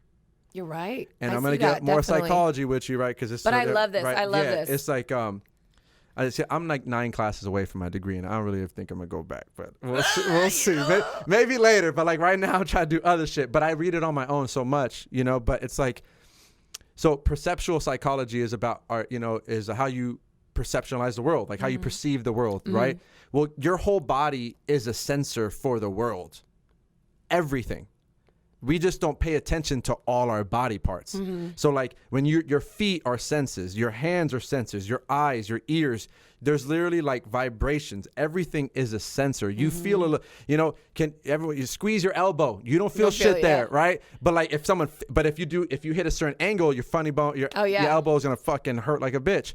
Everything, you're picking up senses all the time. So if your body's not healthy, I believe, we can get a little deep, but I feel like the universe, whatever you want to call this thing that created or whatever we're in, I think speaks in that realm through senses, through its edges. When you talk about gut feeling, people always do their gut feeling. It's not like a conceptual thing with your mind. It's your body. It's like your mind is taking that in, but it's literally all your senses are working, and what your mind does is focuses it and gives you a place to, this is what's happening. So you don't know what's happening, but you have this feeling, And it's because the senses you're not aware of, because you're not training your body, are talking to you even though you're not perceptualizing it. Or you're not aware of it. So that's why I'm like, we got to get healthy, because the first way of people really doing, most people get healthy, who just pops in my head, like Adele. Yeah. Right. Adele became famous singer, amazing. She lost like 80 pounds. Right. It's funny you say that. I never really thought about it, but now that you mention it, me and my husband went vegan last year, and it was the best I've ever felt in my life, both of us. And that's when I, started journaling. Every prayer I ever did was in a journal. Every time obviously that was the time that I got really close to God and my beliefs. And along with that came, success. I did another business where I was, doing weight loss stuff. I ended up losing 22 pounds. Damn, nice. On top of the 8 that I had already lost from being vegan. But everything was just like lining up. Like, it was the craziest thing. But I would have never thought, keep your mind and your body right, then other things will come. I never really thought about just like at the beginning of our podcast, you were telling me you were eating your veggies and everything, and you're like, I got to keep my body right. It really is. Yeah, no, but it's a real thing. Like, I never really thought, hey, if your mind is right, your body is right, other things can follow with that. Like, you don't really think about that, but it's true. Well, I think that's what's coming. Like, these are new teachings that are the old way is the new way. Yeah. You know what I'm saying? And I've had this talk with my wife about veganism and vegan, and I think there is truth there. Like, we should be eating more vegetables and fruit than meat. But I'm not anymore, so if you want to trash it, go ahead. No, I'm not trashing it, because it's there. Like, it's a certain way. People want to live that way, and that's great. Like, that's a thing. I think it's moderation in everything. It's like, you don't want to drink too much soda. I got gummy bears, but I barely eat gummy bears when I'm here. It's just a little bit. I like to snack on it because my favorite candy, but they can't be overconsumption. Exactly. Just like meat. Most time, we need meat to survive, but we need meat to survive, not always. Yeah. If you're not moving a lot, if you're stationary a lot, really you don't need meat, because your protein, your muscles are not needed that much. Your body needs the nutrients, the micro, whatever the hell. I can't get into all that, but all I know is that you should be eating mostly fruit and vegetables and smaller meat. But in America, it's just like this very meat ran factory farming. It's like it's a whole economic thing besides that. It's like, if we lived better in cohesion with the planet, meat would be not over half the plate. It's like, it should be less. It should be just like grains, like a quarter of the plate. Yes. More veggies and fruit. That would be a more balanced, because an ecosystem's all about balance. See, that's what I believe in. Like, I truly feel, that's how I feel about it now. Now that I did that, that's now how I I'm feel like, about yeah. it. And I feel like now I can enjoy it, but in moderation. But I feel like I do feel great, like, when I was doing that, but at the same time, it was like, it's a lot of work. It's a lot and that's of work. it. I went vegan. I went to a retreat in 2017, and they did like a whole smoothie thing, and we went vegan while we were there, and I just like, fuck it, I'll do the whole month vegan. And the biggest thing I learned from there is the psychology of my patterns of going to the grocery store. In what way? Like, what do you mean? Right, because like typically you go to a grocery store, it's just like, oh, I'm gonna go get some cereal, I'm gonna go get here, or whatever I would eat. Like, if it's a simple term, it's generalistic, but you should only be shopping on the outsides of the grocery store. That's what I heard too. Right, like because that's where all the non-processed foods at. So what I realized was like, I wanted to go get the other things inside, maybe the ice cream, or like, I don't even know. It's like not that, but literally it was just like, okay, well now I have to think. I'm not gonna go to the meat section. So now I have to be productive. I have to be thinking consciously of what I'm going to make. So, we'll make some tostadas, but we'll have beans instead of meat. And it's just beans, make a little cabbage thing with some tomatoes, this stuff, maybe some avocados on there, and then some fruit on the side for dessert, So we get a little mixture of everything. So it's like creating stuff. And we still do that. Like, my wife is like, we ate too much meat. If we go to barbecues, we ate too much meat yesterday. So today is like, we're doing vegetarian today. See, that's what I'm doing. That's exactly how I'm like, so when I got pregnant, everybody was like, oh no, you need to eat meat. Like, that's going to be a good source for this and that. And I'm like, okay, now I'm being torn. I'm like reading into it. I started watching YouTube videos. I saw a lot more positives than negatives being vegan and being pregnant. But I was like, you know what?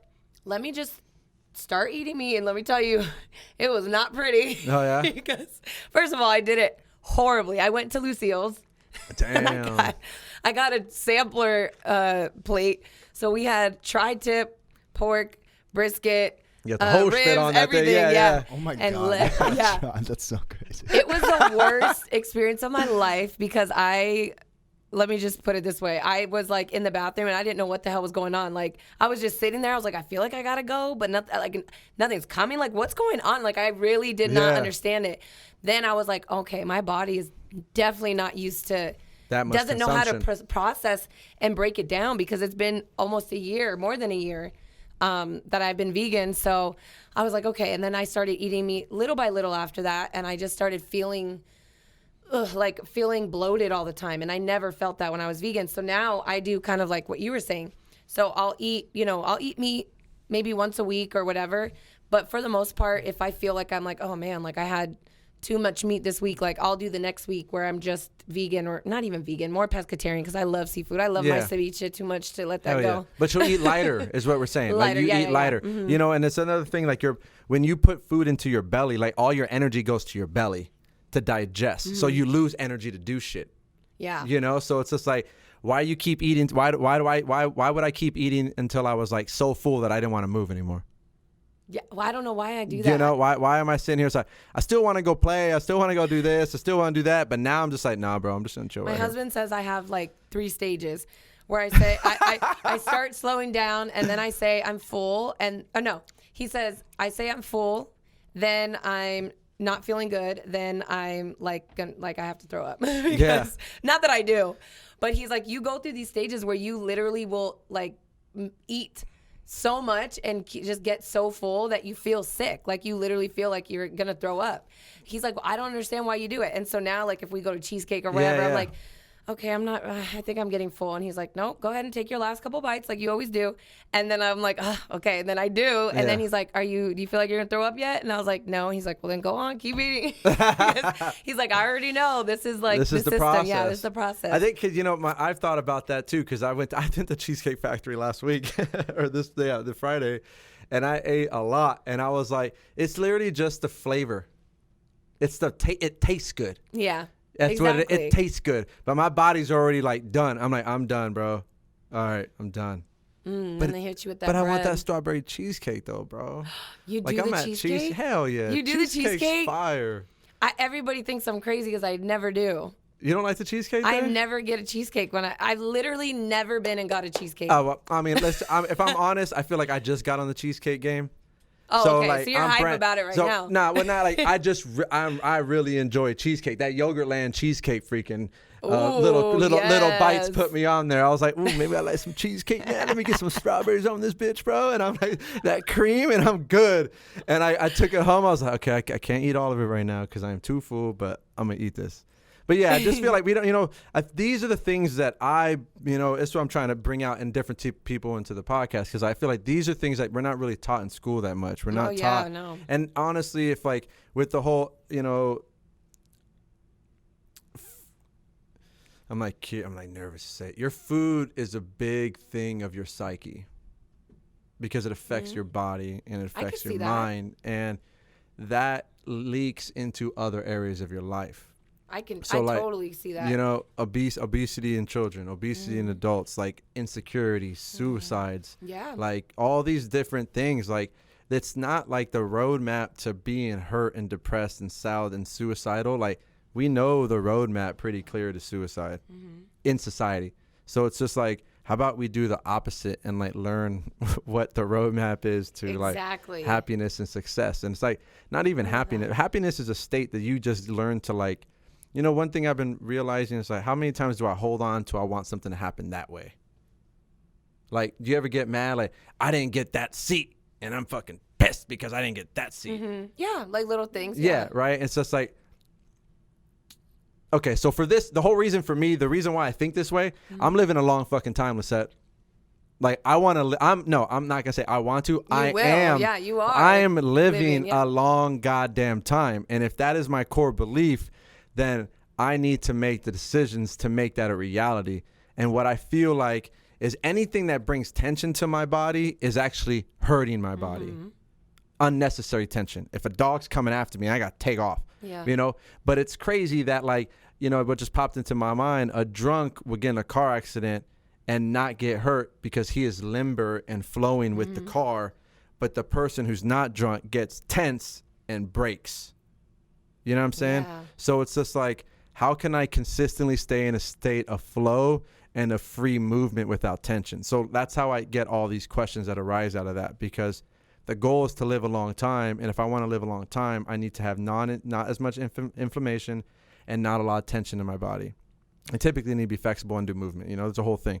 But in that changes a person. And then that's where I feel like, tying it full circle, you'll feel God's signs and you'll feel the synchronicities and you'll be able to hear all the universe talking to you, all the things in your life. And we're not trying, like, I'm sure you're not, but I'm not trying to convince anybody. Like, you got to do your own journey. And once you get there, then I'll see you on the other side, and then I'll be like, yeah, I do it, but I can't convince nobody. Once going back to you, like, I can't convince you. It's funny that, like you said, like, you started doing this, you know, eating right, writing, journaling, reading, and all of a sudden your life went in this direction.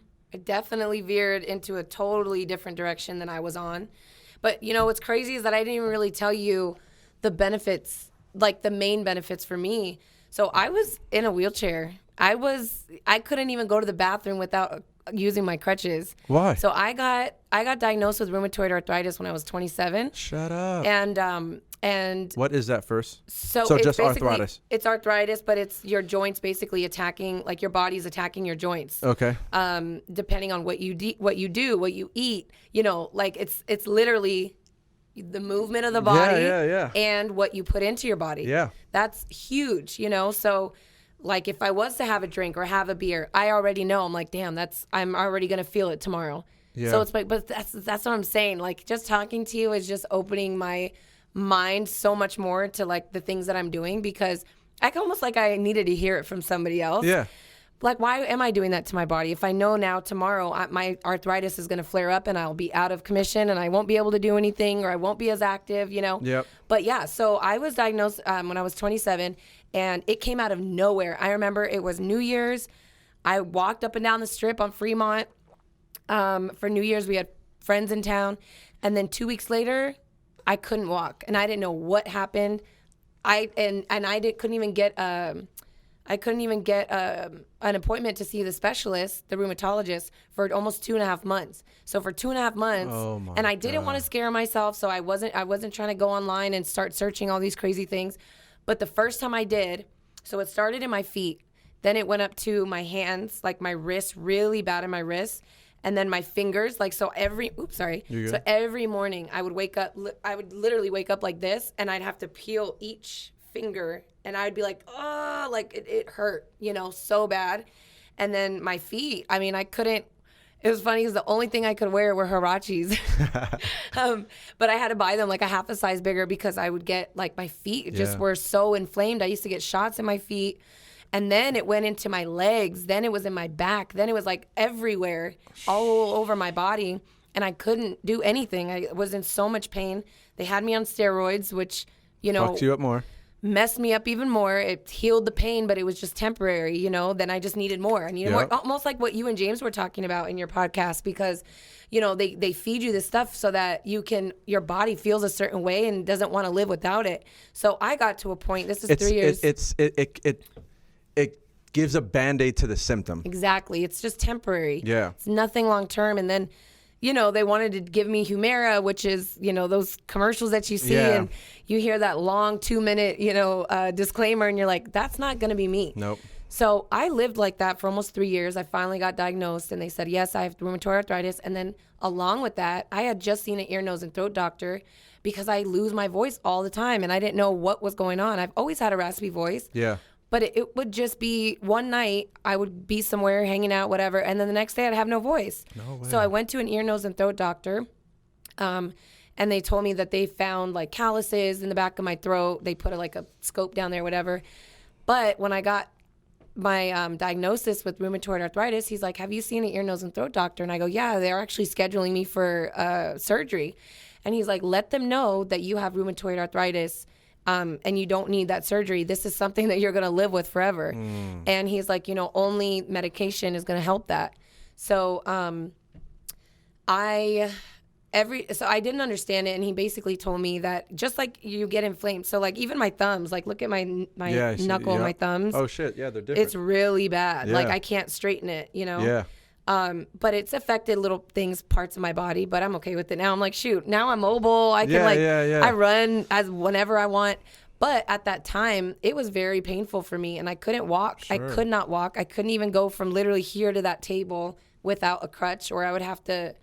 Actually, I couldn't hop on one foot, like you break a foot and you hop on the other. Yeah. I couldn't do that because it was my whole body. But my throat, they said, just like your body when you get inflamed, you have one joint in the back of your throat that controls your vocal cords. And when that gets inflamed, it pushes on your vocal cords. So there's nothing I can really do but take medication. But then going back to that, I gained 42 pounds in 2 months because of the steroids that they had me on. But it numbed the pain. So I was okay with it. But then it got to a point where I wasn't myself anymore. I didn't even know who I was. I was looking at, and being on YouTube and having to deal with that. And oh my God, she's so fat. Look at how big she got. I can't believe her, man is still with her like that. It's just, it just became way more than I knew I was. Yeah. And to not look in a mirror when I would walk past it. Yeah. Like, I know that sounds so bad to say. I'm like, to walk past a mirror and not look in it. But it was because I wasn't myself anymore. Yeah. And so I remember October 31st, 2017, I was like, I had one half left. I was like, this is it. This is going to be the last of it. And I was it. I took it. And then I was like, almost like a fiend. I'm like, oh my God, this is going to be the last of it. Oh my God, this is the last one I have. Like, that's it. This is real now. And then slowly but surely started working out again. I was able to move all of a sudden. Now I'm like, very, I for the most part, I feel like I'm pretty fit and I'm pretty healthy, but it's just crazy what life puts you through, and then because of that, I was so grateful to be mobile, to use my hands, to be able to I can't bend this one still, but to even just be mobile and be able to walk and know that if I have kids that I can run at the park with them, because that's what my doctor told me. I asked him, that was the one thing I said, if I have kids, am I going to be able to run with my kids? He said, in 6 months, I don't think you will be able to. And I literally crushed me. Just breathe into that one. So, but now, look at me now, Yeah. So you just can't give up. You cannot give up on yourself. You cannot give up on your future life and your plans and whatever you wanted to do. That's no matter what you go through, no matter what, little bump is in the road, that can't steer you away from the rest of your life.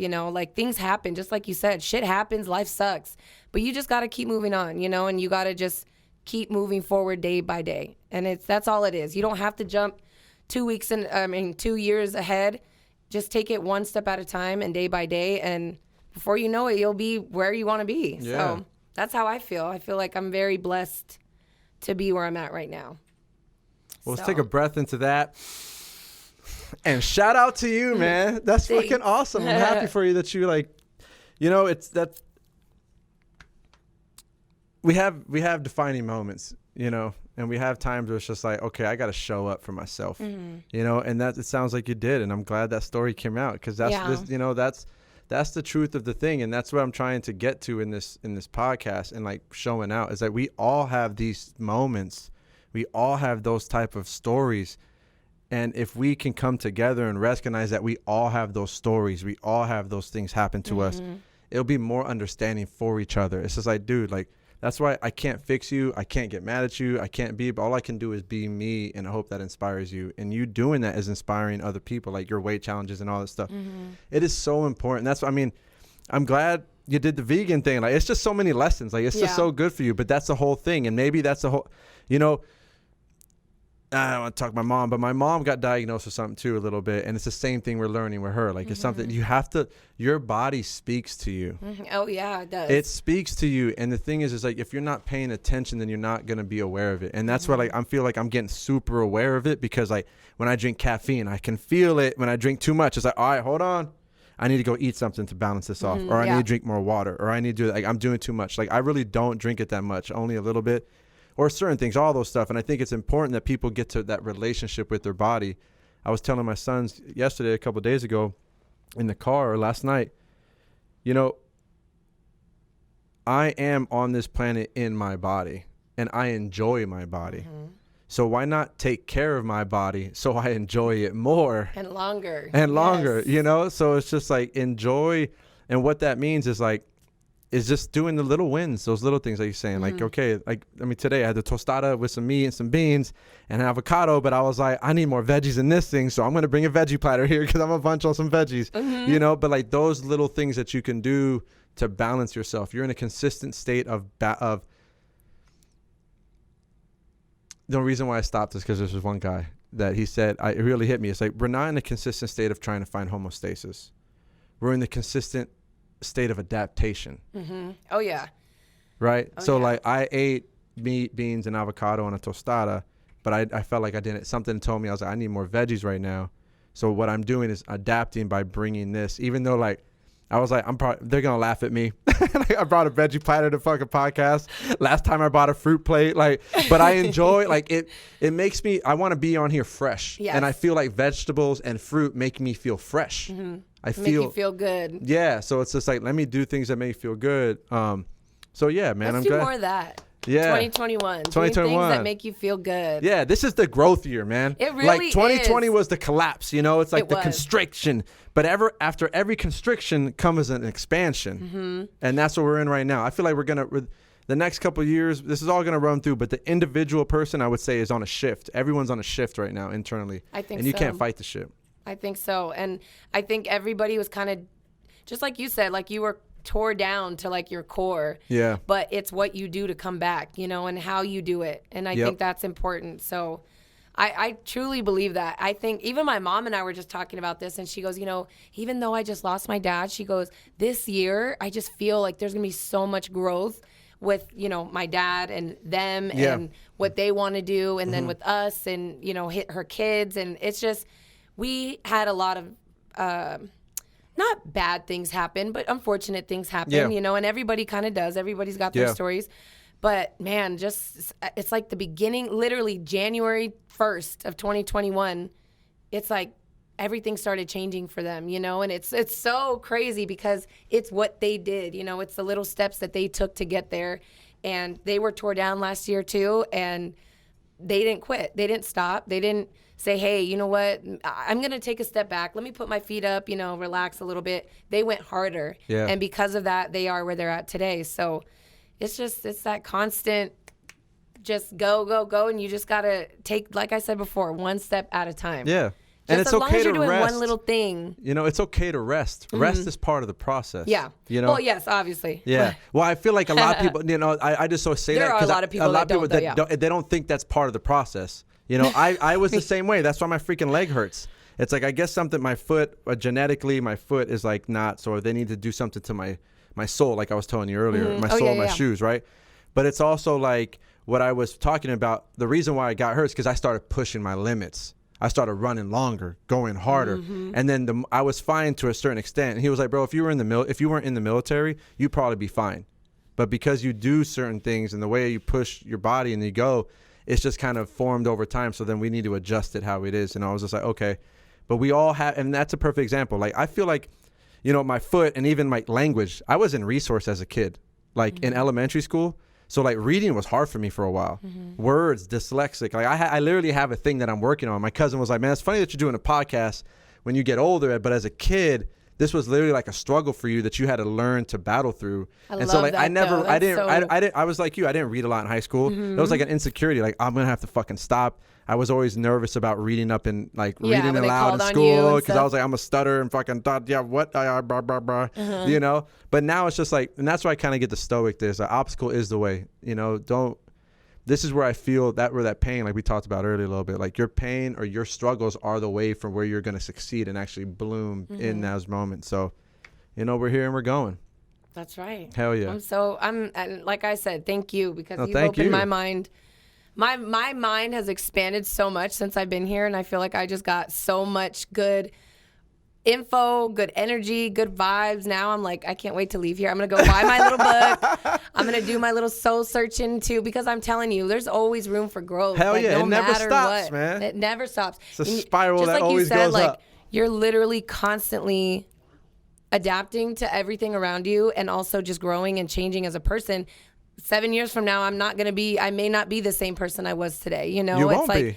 It's everything in time is going to change. Exactly. And it's crazy that we talk about this stuff because I've had these conversations with my brother and my mom and like close people over the last 3 days. Hell yeah. And it's like everything you're saying is just like recirculating now. And Omens. it's like crazy. It's crazy. Universe does not, nothing happens by accident. Let me tell you that. Omens, man. That's the thing. Wait to read The Alchemist, you'll get there.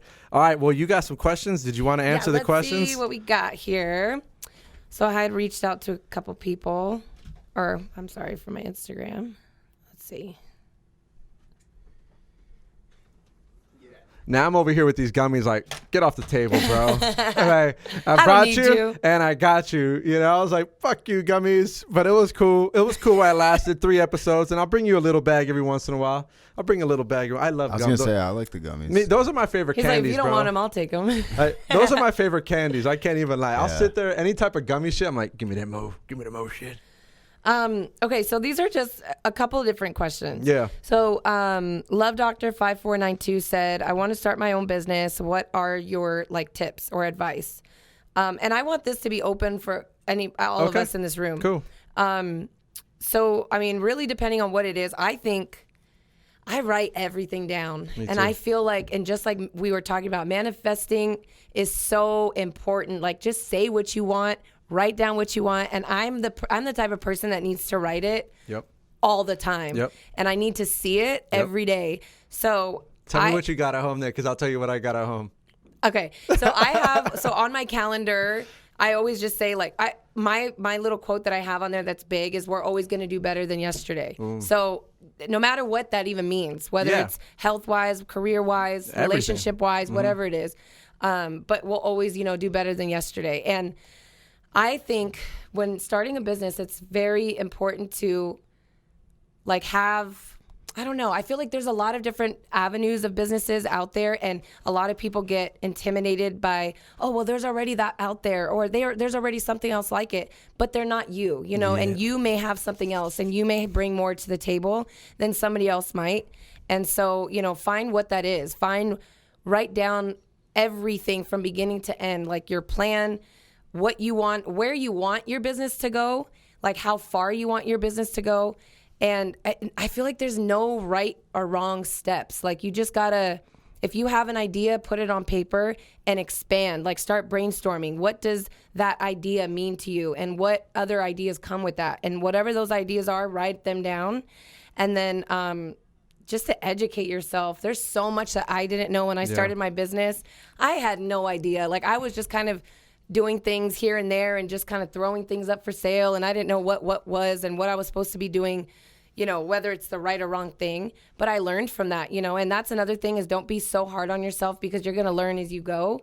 And then lastly, I think just being consistent, like you have to stay consistent with what you're doing, because if you're going to say, hey, I'm going to drop this and this is my business, if you are going hard for the first couple months and then slowly start dying down, or maybe you're not posting as much, or maybe you're not talking about it as much or doing as much marketing or whatever it is that you're doing, if you just start giving up, people are going to notice, you know, and then slowly but surely they're like, oh, well, she's not talking about her business anymore. Or, I haven't heard about that in a long time. And the same thing goes for YouTube. I get that question all the time. What is your biggest tip? And my biggest tip is to be consistent, because it's almost like out of sight, out of mind.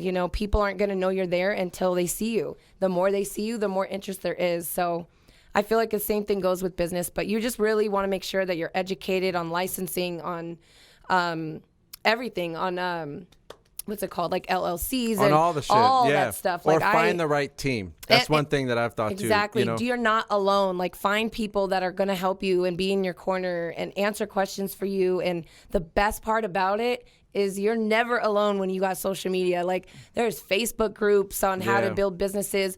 I utilized everything, every little thing I could, whether that's just Googling or YouTube or joining Facebook groups, which I don't really even use Facebook, but I knew that there was there was information out there for me on there that I could have a forum and a community to talk to about this, and they helped me a lot. So just there's so much that you can do, but That's what I would say. Yeah. I don't know. I'm like, well, I mean, for me, my biggest thing, I feel like it's like, what is your vision? You know, that's the thing. It's like, what is the goal of the business? Like, really define that. And and my thing is that it might evolve over time, but it should always have a core on what it's trying to do. Absolutely. You know, and don't allow, you know, at least, and this is my perspective. Like, I want my vision is what brings the resources to me. I'm not chasing the resources. Because then I'm losing myself in the money. I want to bring value. I want to bring me. I want to bring who I am. I want to bring the things that I want to create. And I'll learn the art as I go. Right? Like, I'm learning all this podcast stuff and even the business. Like, so what is you want to design? And I agree with like the manifestation. Write that shit down. I have a 4-foot-by-3 whiteboard and I have quotes all over shit. Like, my first one's guided by love. It's a leap of faith. Do what must be done. And life is meant to be lived. How am I living? You know? And then I have like all these different things, like my mantras. You got to feed the subconscious mind what you want to do every day. So you saying that every day, you need to, so like in my middle, say, I am a family man. I am a podcaster / business owner. I am a men's work facilitator. I am a day trader / investor. Like, these are things, I am these things. Yes. And every day. So if I am those things, what does that person do? Well, he studies fucking investments and money. He fucking consistently does his podcast. Every Thursday it's a release, you know.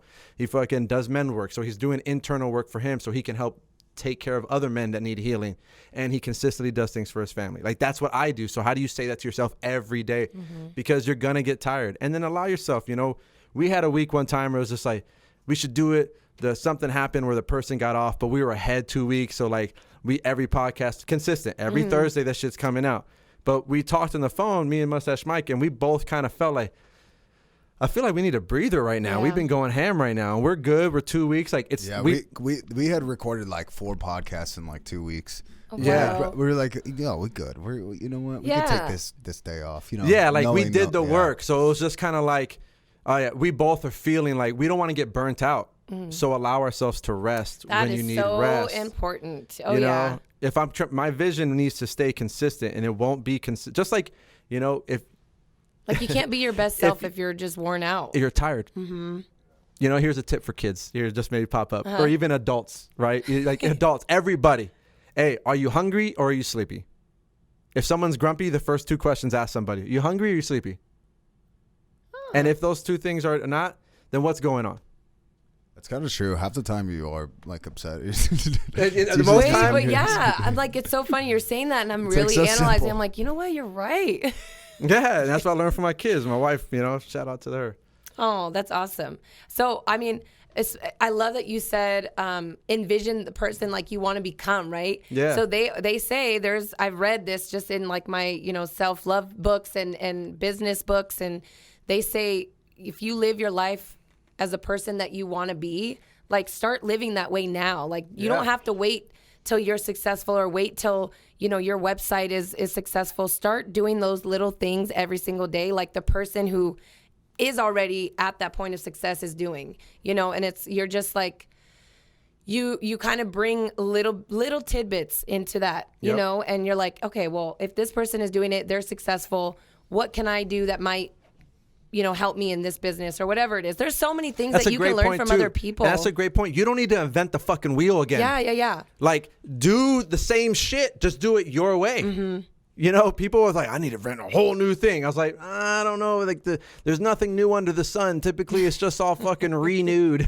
You know, it's just like brought new. It's like reinvented. Fucking Crocs are back. Yeah, you know, right? like, I remember my boy used to work at the store. I would go get some Crocs when I was like 16, and now they're back again 15 years later, bro. Is that a thing? Because I was literally at the airport and I seen 2 dudes. Crocs are back. Crocs are back. Listen, if my husband like is wearing Crocs, then I know for real it's like it's an okay thing for men to wear Crocs. Crocs are back, bro. I seen some like 2 like 15-year-old boys wearing Crocs at the airport, and then they had like the little studs. The studs, The studs, yeah, the I'm telling gibbets. you, they're back. Yeah. dog. I wanted to clown on them, but then I'm like, damn, they know, dude. It's so. That's when you start realizing you're He's like, getting hey, old. where did you get those? Yeah. Where'd you get that little gibbet on there? I want one. Yep. Next question. All right, so let's see. We have somebody just said basically like losing weight. Like, how did you lose weight, or if I'm still on that weight loss thing? Honestly, you guys, I can honestly say I am living my life however it comes my way. Like, I'm not overthinking anything. If I lose 2 pounds, great. If I gain 2 pounds, even better. I think there is so much pressure on people dieting and people losing weight. And it's so crazy because I feel like when I was super into diets and like wanting to try diets and wanting to do this and wanting to do that, it was so much harder for me to lose weight because mentally I'm like almost holding myself back, and it's all just a mental thing. It's not. Listen to your body. Yeah. It's so crazy. Your body. I was gonna say I totally changed. I was Oh eating yeah, he just went through this shit, dude. Because like I even just for my that. mental health, like I was eating McDonald's like twice a day. Like all I would eat was fast food. Literally, like I would wake up. I didn't ever cook here and all this stuff. And then I got really sick. I got bronchitis. I got really, really sick. Oh yeah. And I was like, I'm so sick. I would get sick all the time. And I'm like, I'm so sick of getting sick like this. So I don't know. Maybe in this scenario, if they're trying to lose weight or whatnot. I think I think the same applies, bro. Just to be, I don't know. I feel so much healthier cooking food at home. You know, I don't go crazy and whatnot. I still like eat, pork and whatever. But just cooking food at home and just like kind of I ended up losing weight because of that. Just because it's a pain in the ass to cook all the time. Isn't it crazy because you're just stressed out? He's like cooking his food. He's like, damn it. But it's good. There's actually like dopamine that supposedly that is released when you cook your own food versus if you go and like order your food, because it goes back to like hunter-gatherer type of thing. Yeah, you're doing your own shit. It's crazy because Conrad, my husband, and I just recently were like, since we moved here, we've been eating out so much, like literally all the time, or like, even if it's fast food or we're picking up something, we haven't cooked at home in such a long time. And all this weekend, I just wanted to be close to my family, my grandpa's passing and stuff. I just wanted to be close to my friends and my family. So I had people over pretty much every day until like Sunday. And I didn't realize how much I enjoyed cooking. I made carne asada fries, vegan and regular. And then I made shrimp tacos. It was something in me that's just, I don't know. It was damn, I haven't cooked here in so long, but I'm enjoying this. And then I got my, my music playing, my Motown music, and I'm just having the best time. You know what just popped in my mind? You guys ever go camping? Since I was a kid. Okay, but when you go to a bonfire, right? Everyone loves the fire. Yeah. Right? The kitchen is kind of like the fire at night. Right? Yeah, everyone goes to the kitchen to hang out. That just kind of clicked for me right now. Or at least my kids do. They don't miss a beat when there's food downstairs. The food, the kitchen's especially when family's over, and it feels good to cook for everybody. I was grilling it up yesterday on Easter, just chilling up and fucking boom, boom, boom. It feels good to prepare and then give it out. Especially it's just about bringing together. That's what I was just going to say. And I felt just this sense of, togetherness that I haven't felt that in a long time, and having my kids there and everybody just being in the kitchen, literally we're all just talking about stuff and just hanging out, listening to the music. Some people were dancing, grooving on the side. Yeah, hell yeah. Then we had the fire pit, outside. It was just such a good vibe. And I was man, I miss this. I haven't cooked in so long. That's cool. So yeah, we're back. We're definitely back on that. So that's a great tip. Listen for to sure. your body, man. If you feel sluggish, my thing was that it's just don't overjudge yourself, but also you got to go down the path of being honest with yourself. Yeah. Be honest. Do I not feel good in my body? Okay, then what don't I like about my body? And then, okay, I don't like this. Well, then what contributes to that? Yeah. And then what contributes to that? And then it's just it's a rabbit hole that you have to go down. And I'm sorry, I have to say this just because you cannot do the same thing and expect a different result, because a lot of us say we want to do one thing or say we want something, but then we're still doing the same thing. Yeah. Yes, exactly. So, but yeah, I'll leave you guys with that one. I wanted to choose just ones that we could really expand on, but this is the last one I'm going to do. So somebody said, how do you always, Raven Girl 825, how do you always stay so positive? How do you always stay so positive after a sickening day, after having a horrible day? I truly think, you guys, mindset is so important, and you don't realize how powerful your mind and your control of that is.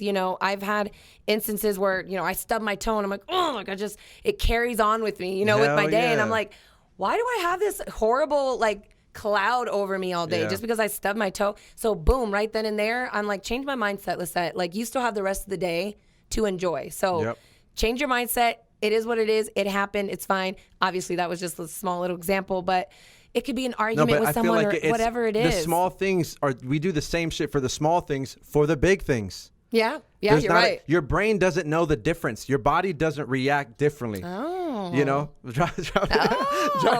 Your brain operates on the same wavelength no matter what. So if that's how you react when bad situations happen for the small things, you're going to react the same way for the big things or vice versa. So but it's also cool because then if you learn how to control those small things, just imagine when the bigger things happen, you have a much better understanding of what you need to do, you know? Yep. But I think like your mindset, we just have so much more power than we think. And I say, that's what I've always said. Like, no, for sure. You just gotta be able to just tell yourself, hey, go back to the 3 questions. Like, is it something that I'm going through maybe that that's why I'm blowing this up out of proportion, or I'm making it bigger than it really is? Is it something that's gonna really tear me down? Is this something that's gonna affect me or anybody else around me? Like, no, I stubbed my toe. Like, come on, Lycette. Yeah.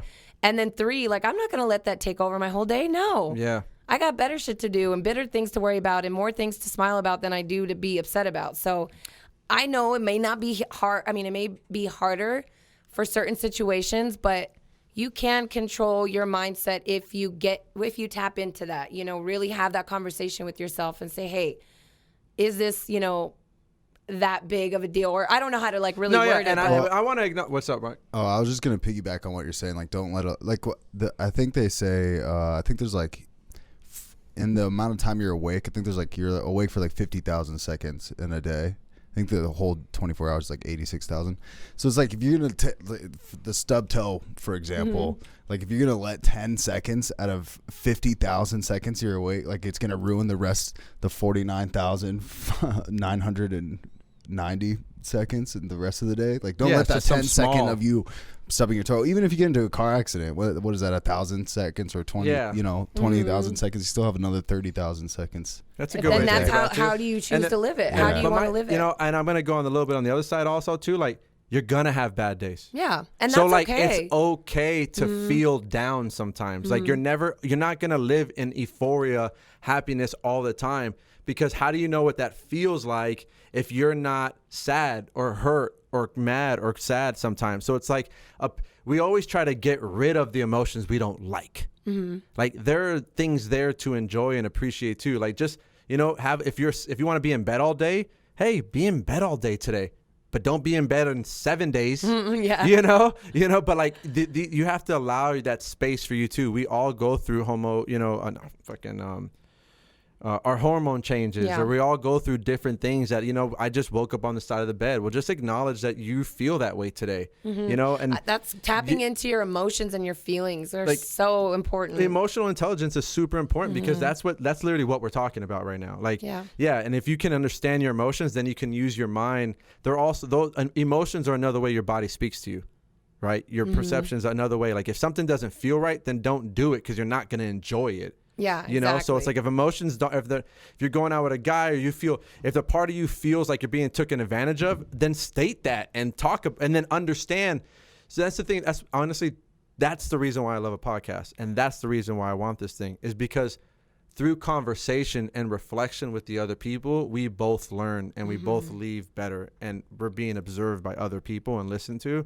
Conversation is one of your best tools outside of your journaling for yourself, because that's the way you learn to communicate your needs and your emotional states and your triggers and things. So allow yourself to be heard. I feel like our culture just like, you can't be sad, man. Yeah, like numb the you pain. Can't, you can't do this. You can't say, nah, bro, be sad for a little bit and feel what the fuck that feels like and understand what it is that makes you sad. I'm sad my brother's not here. Like, that's a big thing for me. So it's just like, okay, what did I learn from that? I got to appreciate every relationship because I don't know. Like when you walk through the door, who knew 3 weeks ago we would be having these conversations? That's crazy. Last year we would never thought about it. You know what I'm saying? So it's just like, allow those emotions to flow, roll, and be like Bruce Lee and be like water. You know what I'm saying? Watch that Bob Marley documentary. I haven't watched that one. Is it dope? Oh yeah. I didn't even know there was one. Oh yeah, it's called Marley. It's pretty dope. Marley. It's old. I but got but a I was whole just gonna list say- of You got a things here.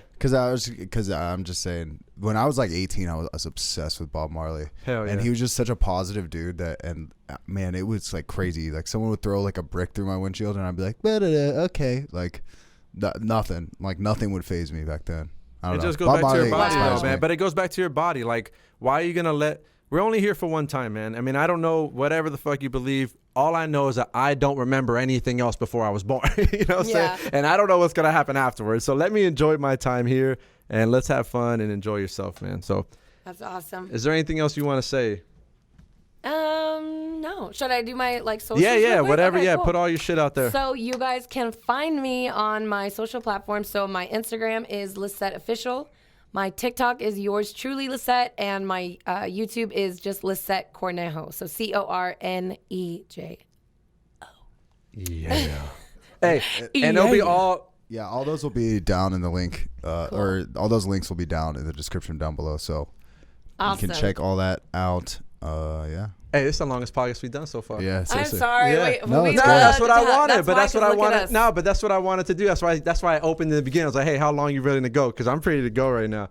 But Lycette, I really appreciate you coming. I Thank you appreciate for you being having part me. of this, and I'm grateful that you're here. And we can do it again sometime. Awesome. All Looking right. forward to it. Hey, if you like it, subscribe. YouTube, all the shit you guys know. YouTube, Instagram, TikTok. Watch those videos. See us up. Show us some love. Show your family. Show your friends. Hey, we love you and we appreciate you guys for keep showing up. All right, take care now. Bye then. Leave Here now. Bye-bye. leave a rating and review on the Apple Podcast app also. Oh yeah, and leave a rating, man. We need some share this shit love. Leave a rating for us on the Apple Podcast and Spotify. Love your boy, Mustache Mike over here putting it down in us. We appreciate you. Take care. Sweet.